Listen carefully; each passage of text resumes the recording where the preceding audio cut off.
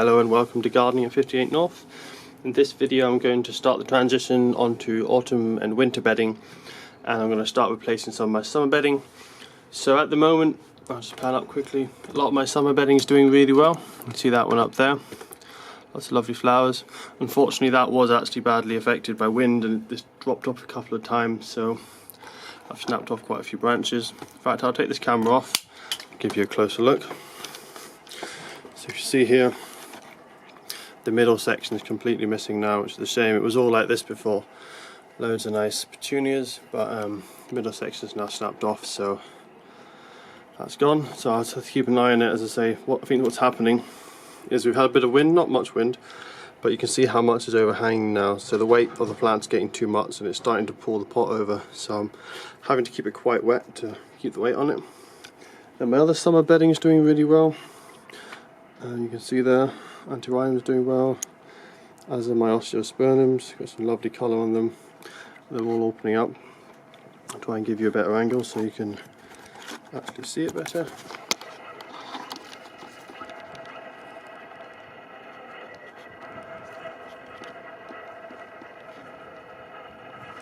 So you can see they're training quite nicely.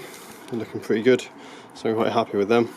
So now is the time for me to plant up my autumn bedding. The reason for that is because if I do it too late, then they won't have enough time to grow because the cold weather will come and they won't be ready for it. So what's happened in the past is I waited until the summer bedding has been completely dead and it's finished, and then I've planted the winter bedding, which is normally September or October time. What's happened with that is it's only had a couple of weeks of warm weather, then it stopped growing and it's just sat there as a small plant and hasn't really done anything until spring. So this year I'm doing something slightly different, and what I've done is I've already bought some bedding plants. So you can see here I've got some nice violas ready. I've also got some nice wallflower, you can see there, some yellow ones. What I'm going to do is I'm going to take down the bedding packs, pot them up into small pots and then let them grow on a little bit so that they have time to fill up, and then once the summer ones are done I'll take them out of the little pots and put them in the trough. That way it's more impact straight away, so I can have them growing up larger without taking up the space of those troughs. So I'll just set out my camera now. So this is the first one I'm doing. This one I'm not letting the plants grow on because what I was going to do is I was going to remove these because they were dying off, they weren't looking good, they had no flowers, and then suddenly last week it suddenly opened up lots of flowers and it looks really nice. So what I'm going to try and do is, because these are actually planted at the back, the front, and at the back he actually planted lots of French marigolds.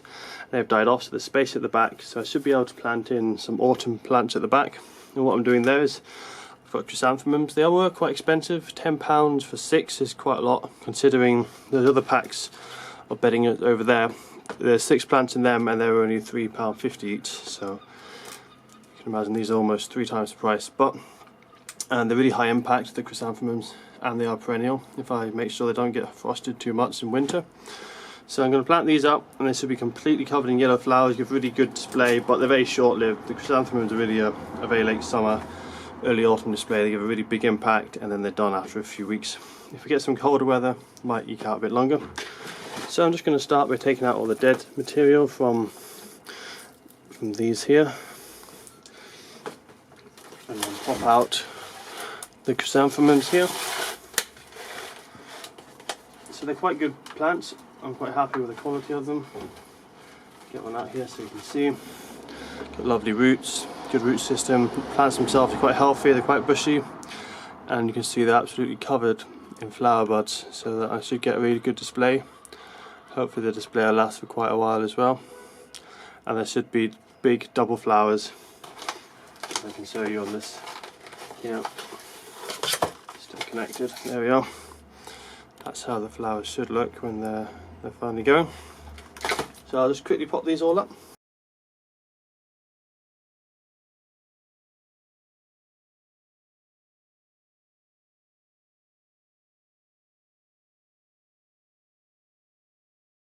So there we are, that's them all potted up. See, I put them in quite close together, so it's going to give a really nice wall of yellow flowers there.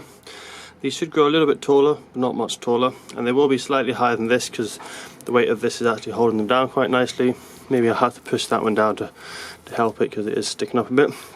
And the soil I put them in, I mean, it should have been good soil because it's only a year old, and I did add a lot of more feed when I planted these other bedding plants, but all the other bedding plants died in this soil. So to be honest, I think the soil is actually quite bad, but that's not a problem because even if the roots don't spread out from this soil, the chrysanthemums aren't going to grow for very long. I mean, they're only going to have a big flush of flower last a month, so even if the soil's not great, I'm not too worried about that. The soil is good, that's a bonus. It means they'll grow a bit over winter, and I'll be able to overwinter them well, and they'll maybe be ready for another display next year. I'm not sure if I'm going to be keeping them for more than 1 year. It is quite difficult in Scotland to get chrysanthemums to flower naturally. The reason for that is because the daylight length is so long in summer in Scotland, it takes a long time for these to start flowering. So these start flowering when the days get shorter. In Scotland we have very long days until September, and then they very quickly get dark again. Because of that, these don't form their flower buds in Scotland until October. Come that time, the sun's very weak and it's getting cold, and there's just not enough energy for the plants to flower. So the ones in people's gardens almost never flower unless they're in a really sunny position. And the only other way of doing it is putting them in greenhouses and just tricking them into flowering a bit earlier. So I'm not sure if I'll keep these. That's them, and I'll now get ready and pot up all my other autumn plants. So for these other 2 bedding packs, I'm just going to be using normal multi-purpose compost. These don't need it for too free draining or anything, so that's fine. It's going to be fresh compost as well, so there's a little bit of feed in there to keep them going.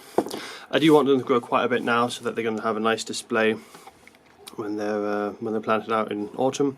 But I don't want to give them too much feed because, as I said in the previous video, if they grow really lush, they have put a lot of nice growth on, they can get badly damaged by frost, and they can also get bad damaged by wind. So I don't want them to get too lush, but I still want them to grow a bit. So there's a little bit of feed, but not excessive amounts. So I'll just pot these all up now. As I'm potting them up, what I'll do is I'll take all the dead flowers off of these pansies, sorry, the violas, so that it doesn't put any energy into the seeds, so it'll keep growing more leaves. And I may even pinch back some of them if they're looking a bit leggy, because I want to get a nice bushy plant on them. With the wallflowers, I'm going to nip them back, so you can see here, I'm just going to nip the top right off. And what that will do is that will encourage a really bushy plant. All the side shoots will then bush out, and all the side shoots will start growing once I take the top off. I did this last year and it worked really well, so I'm doing it again this year. And you want a really bushy plant because the more stalks you have, the more flowers, but also when it comes into the winter, if you don't nip it off and it just grows one tall shoot, it can get quite badly damaged by the wind. So it's a good idea with the wallflower always to nip them back if it's autumn time that you're doing it. So I'll just continue now and I'll get them all potted up.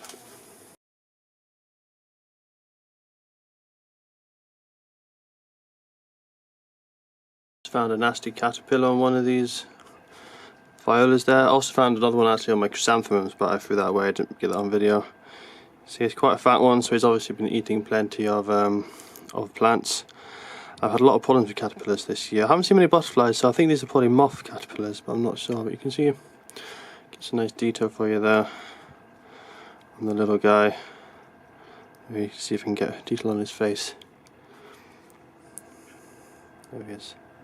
So yeah, I'll just throw that out into the wild. I think you can eat some wild plants. Don't want to eat any of my plants. Look, there he is, just starting to wake up. So let's say I won't kill him. I'll just put him out in somewhere wild.